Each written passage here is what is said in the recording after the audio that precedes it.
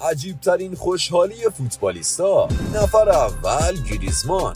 عشق بارسایی ها وقتی اولین گل خودش رو تو لالیگا به ثمر رسوند، خیلی عادی رفت سوار ماشینی شد که کنار زمین پارک شده بود و رانندگی کرد. بازیکن بعدی اوبامیانگ. اوبا زمانی که تو دورتموند بود، بعد هر گلی که میزد ماسکش رو از جیبش در می آورد و خودش رو تبدیل به بتمن و اسپایدرمن و بقیه ابرقهرمانا میکرد. نفر بعدی رونالدو. همه کریس رو با خوشحالی معروف سی میشناسن، اما تو بازی با اتلتیکو بعد اینکه سیمئونه جلوی اون این حرکت رو پیاده کرد، یه هفته بعدش حاجیتون با این خوشحالی منشوری جوابشو داد. و اما در نهایت اسکار عجیب ترین و پشم ریزون ترین خوشحالی تاریخ میرسه به این خوشحالی هموطنمون. یه خوشحالی عجیب و غریب هم باید بکنه. بله شورتو در مریا ابوالفضل شورتو در جنگا رو فراموش کردن، دیگه تورگی شدن و در آغوش رفتن، تبدیل به پرچمش کردن اون نیزه هایی که سر و روش رفتن،